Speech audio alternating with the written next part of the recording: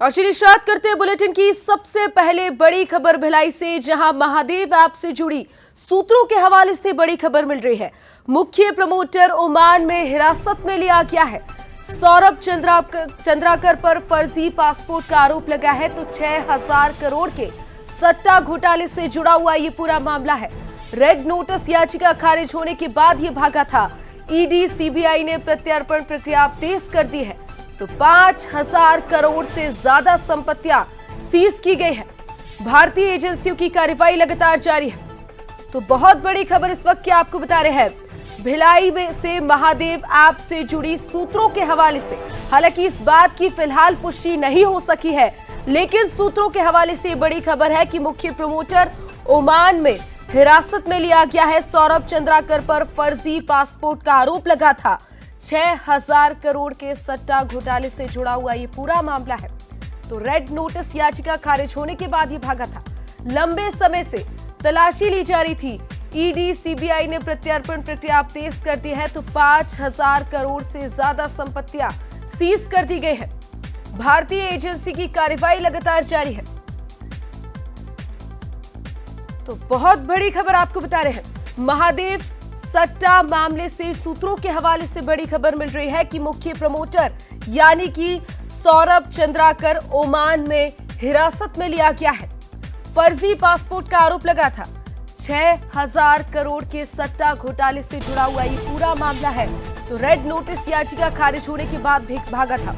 लंबे समय से ढूंढा जा रहा था, फरार चल रहा था, जिसके बाद अब जाकर, हालांकि सूत्रों के हवाले से खबर है, लेकिन अगर ये सही होता है तो बहुत बड़ी सफलता ये है।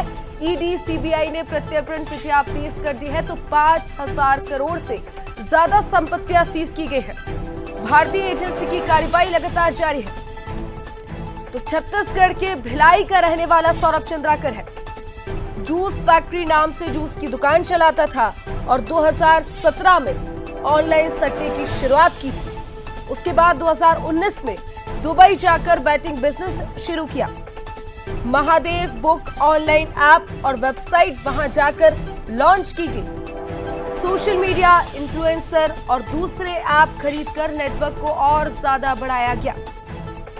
आईपीएल 2021 के दौरान 2000 करोड़ से ज्यादा की सट्टेबाजी का दावा किया गया था। 99 लाख से ज्यादा यूजर्स इस ऐप से जुड़े, तो कई लोग इसके शिकार बने थे। सट्टे के पैसे लगातार तलाशी सौरभ चंद्राकर की जा रही थी। ऐसे में बहुत बड़ी सफलता ये हो सकती है। सट्टा साम्राज्य पर सर्जिकल स्ट्राइक अब लग सकता है।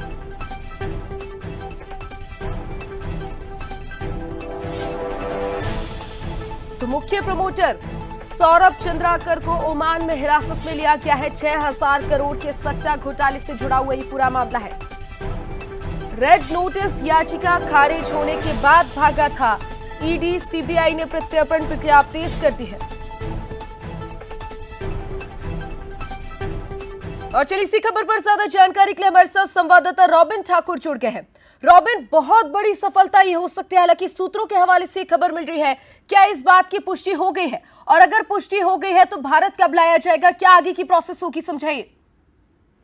जी बेशक, अगर इस प्रकार की जो जानकारी मिल रही है कि अगर सौरभ चंद्राकर गिरफ्तार हो गया तो ये बहुत बड़ी खबर है, क्योंकि इसका जो साम्राज्य है भिलाई से शुरू हुआ था और भिलाई में ही इसने कई जो युवक है उसको इस दलदल में, जो है ऑनलाइन सेक्टर से दलदल में धकेला है। पहले ये दुबई में था, जहां पर पहले भी इसकी गिरफ्तारी हो चुकी है और वहां पर जो है जो प्रत्यारोपण संधि वो चल रही थी। तो एक जानकारी ये भी मिल रही कि शायद इसी वजह से ये ओमान निकल चुका है, ताकि ये प्रोसेस और लेंदी हो जाए। फिलहाल जो सेंट्रल टीम है वो लगातार वहां के सरकार से बात करने की कोशिश कर रही है। अब देखना होगा कि ये कैसे आता है, क्योंकि कहीं ना कहीं इसके आने से एक बड़ा जो साम्राज्य है, क्योंकि ये सिर्फ एक सट्टा तक सीमित नहीं रहा है, अपितु इसका जो साम्राज्य है, कई सारे जो राजनीतिक संबंध भी इसके कई बार निकल कर सामने आए, लेकिन अभी तक जो है इसकी गिरफ्तारी नहीं हो सकी है। सिर्फ ये ही नहीं, इसके साथ रवि उप्पल जैसे कई बड़े नाम है जो बार बार आते हैं सामने, लेकिन इनकी गिरफ्तारी आज तक नहीं हो सकी।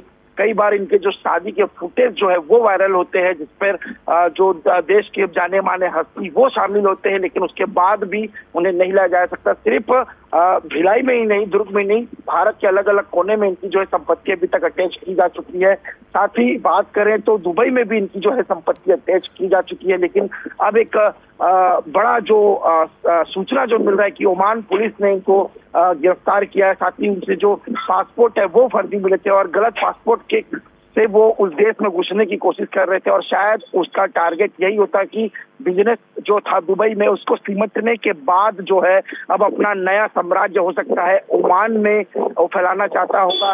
लेकिन कहीं ना कहीं वो अब रोक लगता दिख रहा है। अब देखना होगा कि कब तक इस प्रकार से जो सेंट्रल टीम सामने वाली जो देश है उसके साथ संधि साधती है, उसके बाद कैसे उसको लाया जाता होगा, इस पर सभी की नजर है। लेकिन कहीं ना कहीं ये जो सूचना है अगर ये सही होती है तो तौर पर लंबे समय से सौरभ चंद्राकर को ढूंढा जा रहा था, ऐसे में एक बहुत बड़ी सफलता ये हो सकती है। फिलहाल शुक्रिया आपका तमाम जानकारी के लिए।